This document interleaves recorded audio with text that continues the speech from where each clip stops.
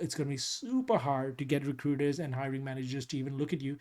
And it's kind of understandable, guys. They don't need to look at you. No matter how serious you are, no matter how motivated you are, they can't give you the chance because it's a risk for them. This is one of the reasons, by the way, I quit the boot camp that I went to. I told them, I said, you guys will teach me how to learn to code, but you guys won't teach me how to become a programmer. When I work with students in my inner circle program, I don't want them to do another YouTube clone. I don't want them to do another e-commerce app.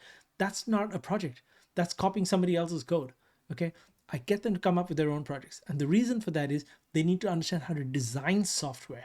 Welcome to Easier Said Than Done with me, Zubin Pratap, where I share with you the tens of thousands of dollars worth of self-development that I did on my journey from 37-year-old lawyer to professional software engineer. The goal of this podcast is to show you how to actually do those things that are easier said than done. Hey guys, welcome back to the Easier Said Than Done and How to Do It podcast.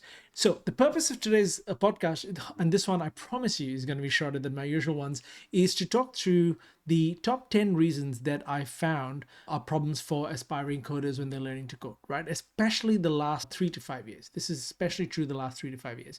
As it so happens, in that time, I've done, almost 1,000 coaching calls and conversations with people who then, some of them ended up being long-term students and some of them didn't. But I've had long conversations, at least an hour long, with almost 1,000 people in the last 4 to 5 years in this. And I got the AI to analyze those conversations and my notes on all of that and tell me what the top 10 reasons are. And here's the thing, it pulled out exactly these 10 reasons, which are the 10 things I also cover in my Inner Circle program for this reason, because these are actually pretty much universal problems. For this particular episode, I'm actually just going to show you a LinkedIn post and walk through the 10 list items, right? Now, for those of you who are watching, well, you get to watch what I'm sharing on the screen. But for those of you who are listening, you could check out the YouTube video if you want to see what's sharing on the screen. And I hope that you guys get a lot of value out of this, because I really want you to understand that there's nothing particularly unique and special about your circumstance. It's just that everyone has different circumstances, but the experience they end up having because of the circumstances ends up being boiled down to fairly non-unique kind of things. So these 10 things are fairly universal, regardless of the hundreds of different countries, contexts, age groups, backgrounds, family situations, all of that. There are hundreds and hundreds of combinations of that, but the actual impact of that on your learning to code journey comes down to about these 10. So let's talk about it. I'm going to share my screen here. And here are the top 10. Now, this is just as a bit of context. This came from this post that I put on LinkedIn. Let me see if I can zoom in a bit. This is about 2 days ago. And I said, look, it's analyzed more than 1,700 coaching sessions that I've had with folks wanting to change their career in the last 5 years. And here are the top 10 problems that I've also talked about them in this podcast, right?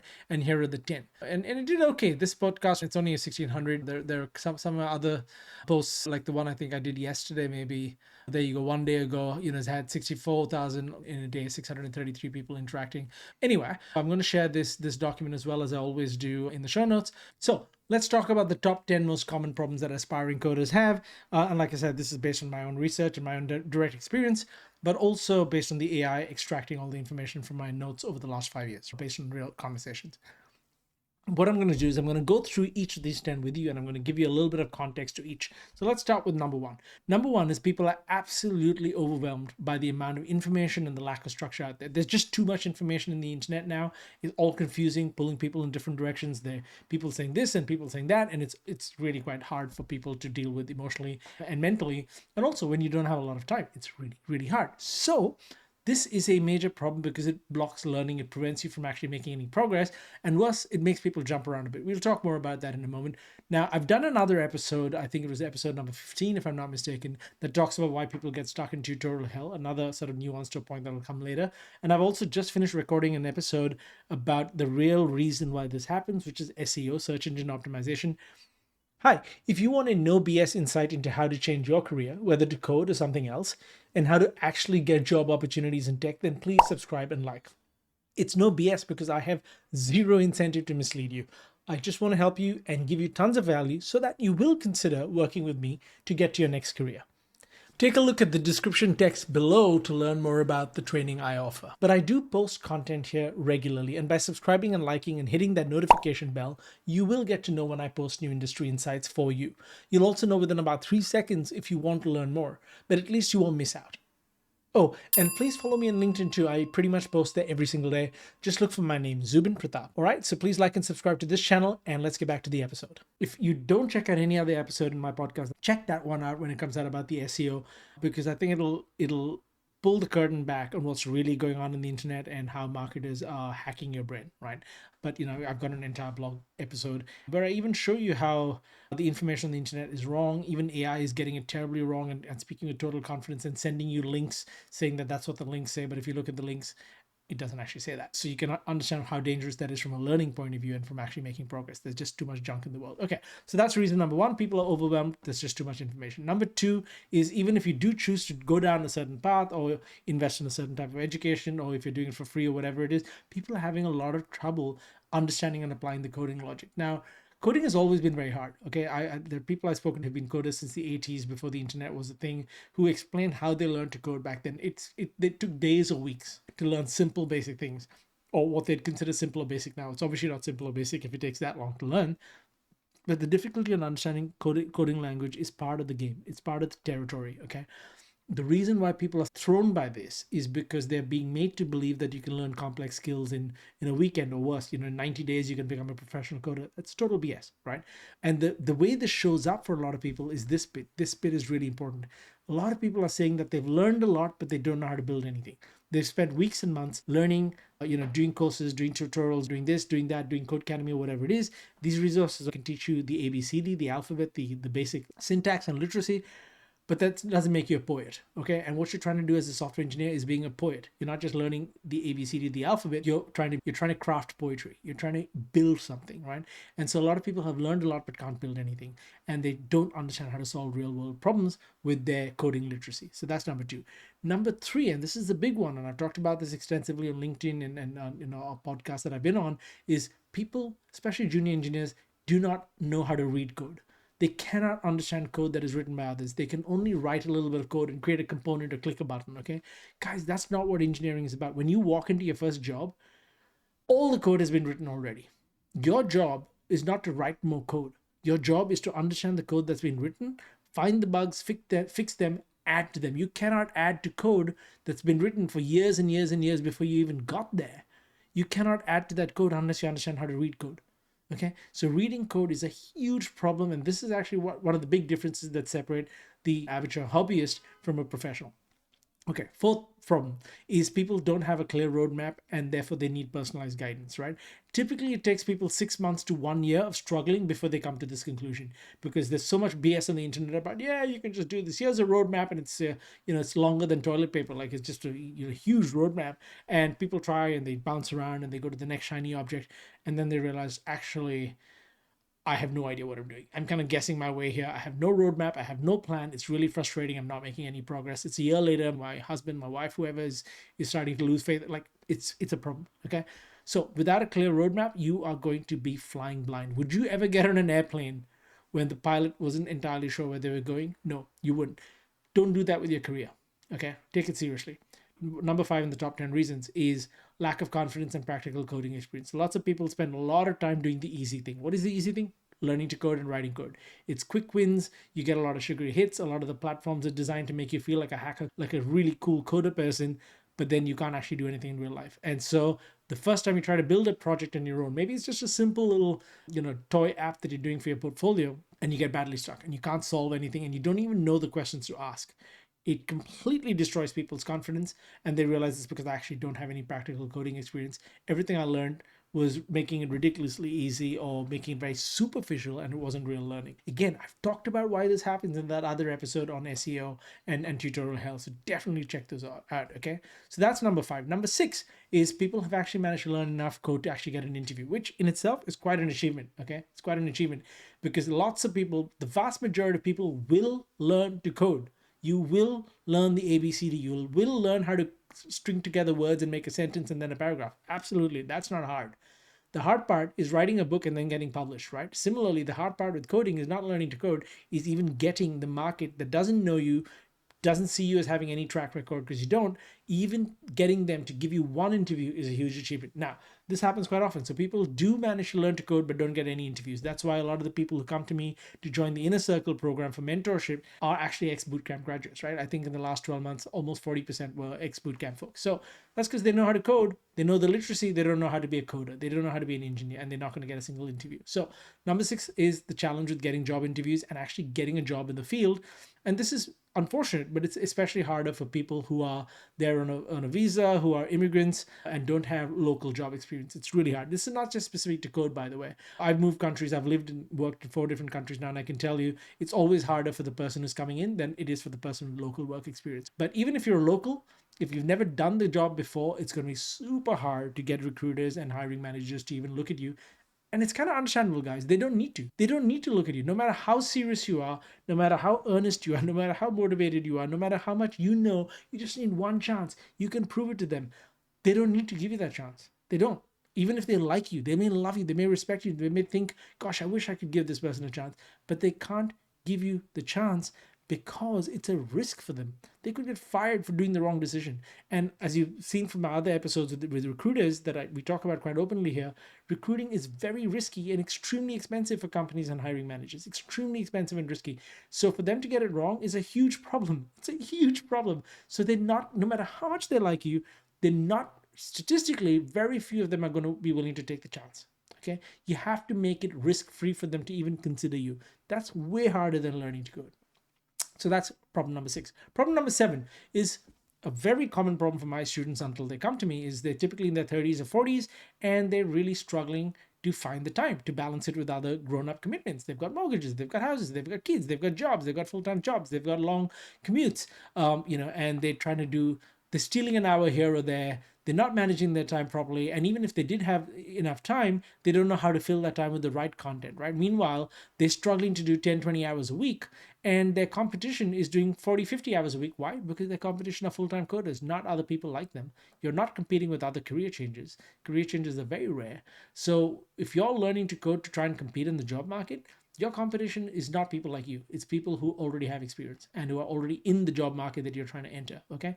So with all of that, when you're trying to balance your busy life and your lifestyle, it's kind of hard. You're not going to be able to manage to do much at all or make any progress. And if what little time you have is spent guessing, well, you can imagine how much that problem compounds. Okay, number 8 most difficult thing. And by the way, this is not prioritized or ordered in any way. These are just the top most common problems, not in any particular order. So number 8 is people have a difficulty understanding the basics of coding and really need to work on them to be fluent. Now, this is kind of relevant to the previous thing about inability to understand code, difficulty understanding applying coding logic. Now, the difference here, and I haven't really expressed this correctly, it's not so much the basics of coding, but it's actually the basics of programming, right? And that's the difference. Coding, I would think of coding as you're writing code. Programming is a lot of thinking, design, analysis, and reading. A lot of it, okay? And the actual writing of the code is a small part. Now, when I was at Google, for example, there's a book called Software Engineering at Google where it tried to explain the difference between being a developer and engineering. It's kind of the similar difference between coding and programming. As a developer, you're writing a lot of the code. You're in development mode. You're writing code to make it work, right? It's incremental, and it's not in any way a polished thing.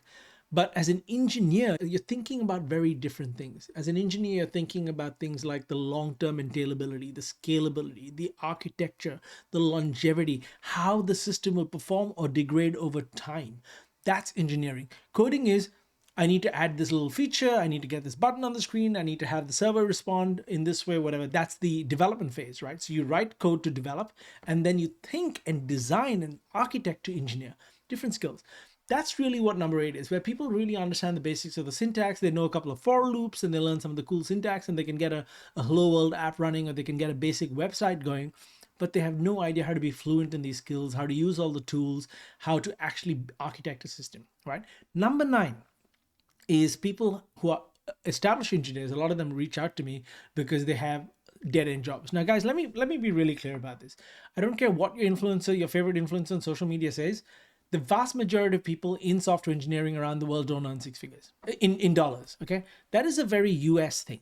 If you've seen the interview I did with John Cricket on his podcast, he talks about that, right?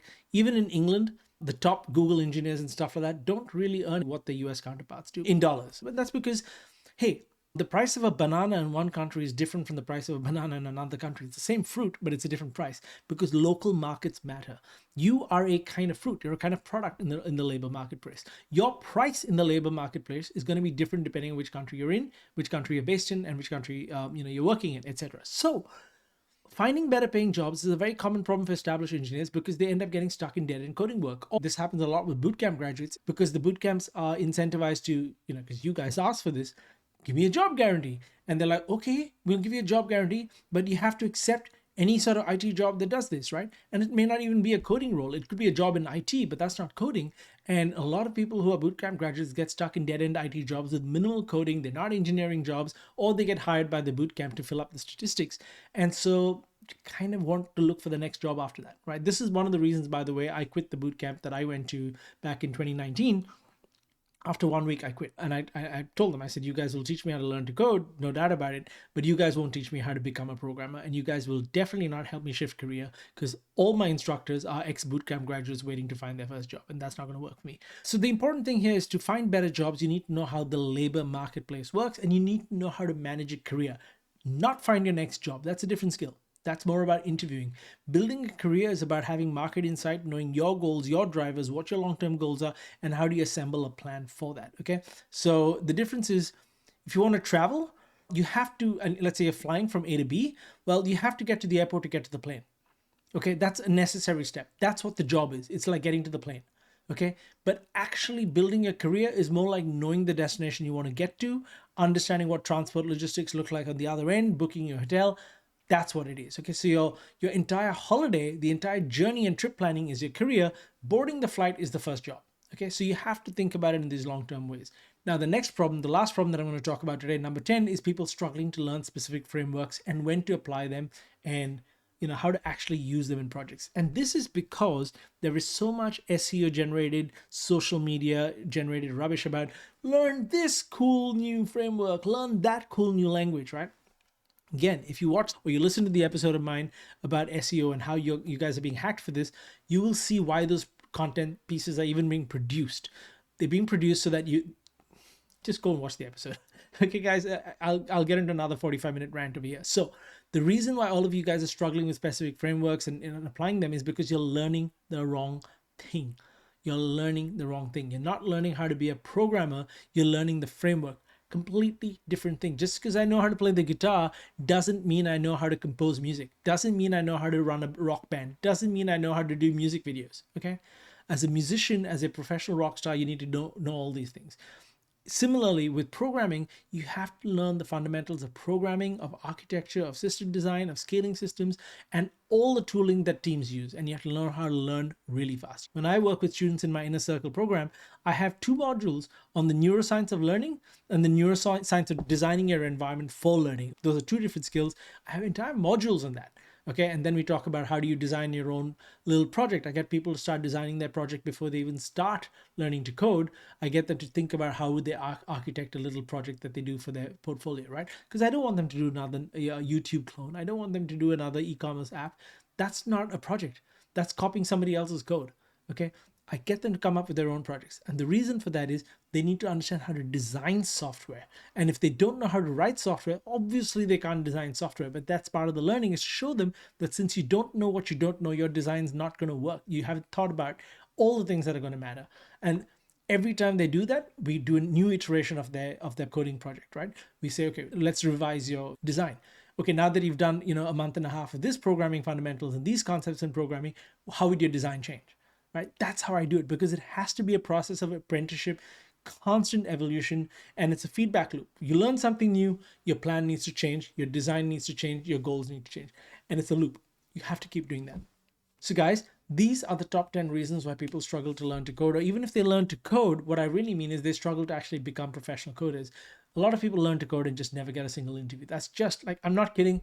In my estimation, it's more than 85%, maybe even more than 90% of people learn to code but never get a single interview, right? If you include all those people who sign up for courses, all the people who go to Codecademy or hang around the blogs of the world and start building things, and they learn a bit, and 6 months later, most of them have given up. I count them in the statistics of they never even got an interview, because they get stuck in these 10 problems. Okay, so don't get stuck in these 10 problems. And if you do, then maybe you need a bit of help, either with me or somebody else. Reach out and let's see, how we can help you or who you need to help.